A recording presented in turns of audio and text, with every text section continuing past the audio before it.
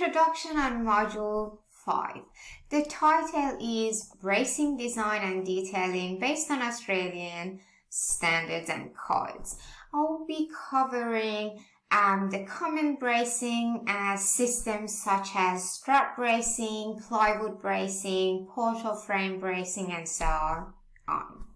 In Module 1, you've learned about terminology and technical phrases used in Australian residential construction and the common materials used and how things work and how can you read a set of architectural drawings and how to read a set of structural drawings. What is their layout? What is their page setup and the page orders? And who is involved in a residential project and what are their responsibilities and so on. So Module 1, just that general idea and information.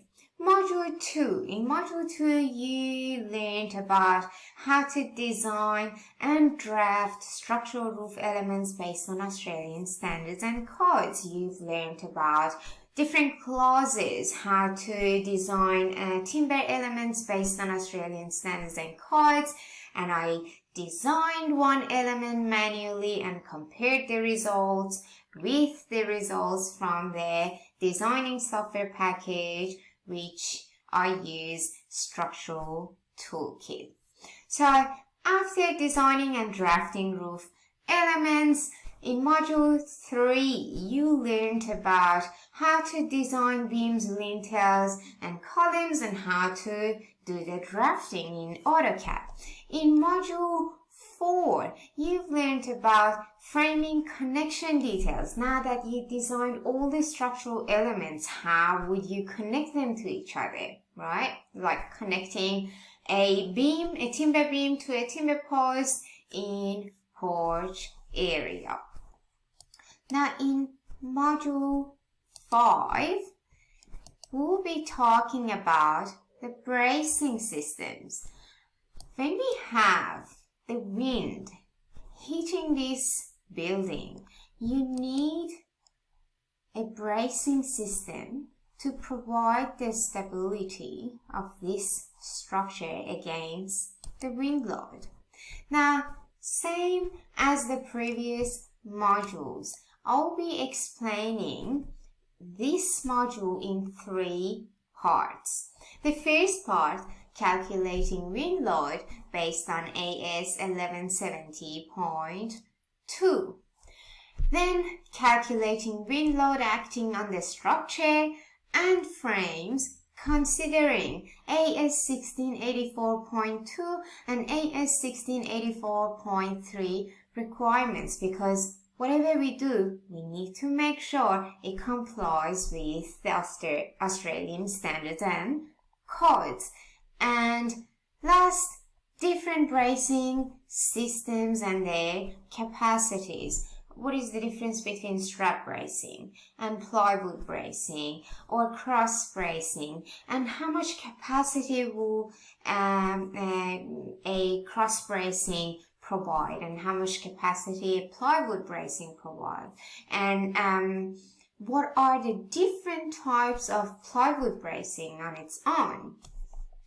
After we're done with the first part, I start working on the second part, which is doing the bracing. So it's bracing design, bracing plan, and bracing details of a real life project, which is the first project of your portfolio. So throughout the course, you will be given the documents of these projects. And even if you just purchase Module 5, you can download the documents and you can do the bracing for the 2 projects that will give you the documents for.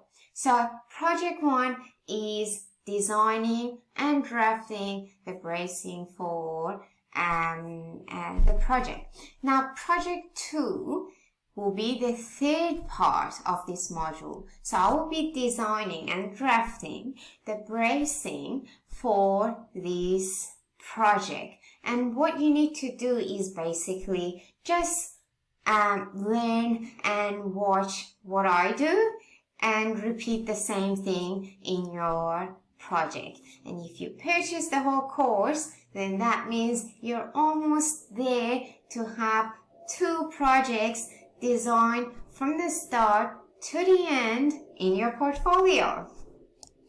Now, once again, I repeat the process a few times to make sure everything is clear and categorized here.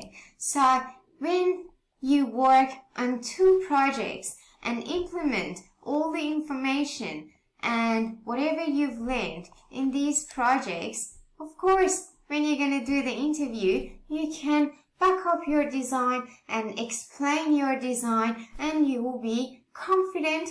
And that's not just fake confidence, it's because you know what you've done. So you know all the relevant clauses and you can explain it to the person interviewing you. Alright, part of module 5. I will be going on site. You will have access to on-site videos explaining different bracing systems. Also, I will be using on-site photos as well, because you have to be able to see things so you can memorize them. That is a different level. I just don't want you to learn things just their theory. You need to be able to visualize what you specify in your design. So when your builder, your client comes across some challenges, you've seen it, you've been there, you've been on site, and you know exactly what they are talking about. So on-site photos and videos are part of this module as well. The software packages and the information. So I will use AutoCAD, SpaceGas, Australian Standards and Codes, Structural Toolkit, and PDF. I use AutoCAD to do the drafting. I use SpaceGas to do the analysis of the wind acting on a frame, and I use the standards and codes obviously to make sure the design is complying with the codes. Structural Toolkit is the designing software package that I use, and as I said, it's a perfect software package because all the clauses in the codes are referenced in the software, so you can easily have a read through the relevant clauses. And PDF to read the architectural drawings or to just read the codes. Now, how can you have access to the software packages and the relevant codes? If you're an early bird, or if your brain works better at night, or if you work throughout the day, but you can have just put some time together at night, you can book a session to practice with the software packages and the relevant codes 24/7. Anytime works for you. So you will have access to the software packages and the codes to practice with them as long as you book a session in that certain time.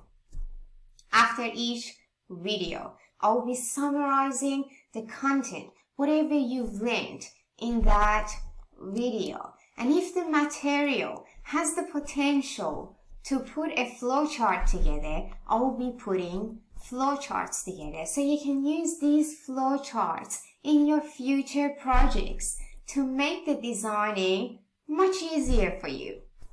So summarizing each video and providing flowcharts if the material has the potential. After each submodule, you will get to do some quizzes to practice what you've learned, and if you don't answer the questions correctly, then you can just go back to the videos, watch them again, practice again, and again go back to the quizzes. When you're doing the course, don't think that you'll be just on your own. You will have access to Learnpedia course discussion groups, and you get to be in touch with other students doing the course at the same time. So you can answer other students' questions, or they can answer your questions. And of course, I'm part of the group as well, so I'll be keeping an eye on the questions. Once you pass Module 5, and once you pass the final test, you will get a digital badge.